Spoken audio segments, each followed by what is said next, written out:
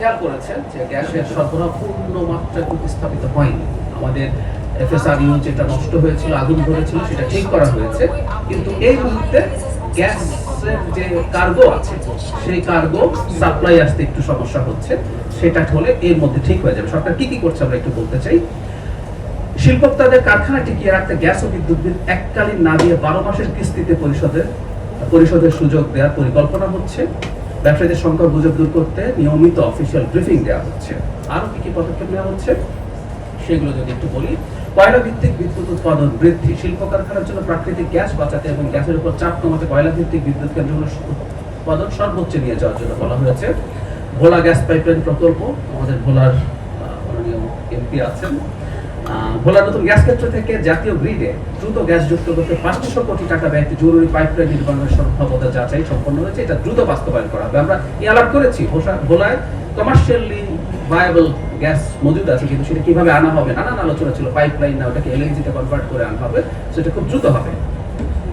ঘরোয়া গ্যাস অনুসন্ধান, বিদেশি আমদানির উপর নির্ভরতা কমাতে দেশীয় উৎস থেকে 1750 MSDF গ্যাস উৎপাদনের লক্ষ্যে 150টি খনন ও পুনঃখননের নির্দেশ দেওয়া হয়েছে। আমরা এই আলাপ প্রচুর করেছি। আমাদের মাটিতে মানে কমিয়ে ধরলেও আমরা অনেক, আমি একদিন একটা সংখ্যা বলেছি, আমাদের অনেকেরই সার্ভে আছে 40 TCF বা 50 TCF হতে পারে।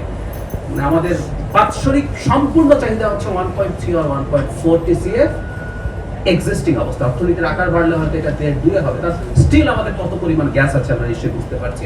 এবং আমরা আবারও বলতে চাই, স্থলভাগের গ্যাস অনুসন্ধান বন্ধ রেখে কিছু অলিগার্কের হাতে এটা তুলে দেওয়ার জন্য আসলে এটা করা হয়েছে।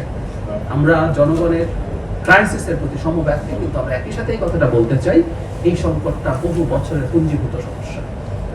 2 বছরের মতো সময় ইন্টারিম সরকার ছিল, তারাও কি স্থলভাগে গ্যাস খোঁজার জন্য খুব চেষ্টা করেছে? হচ্ছে না।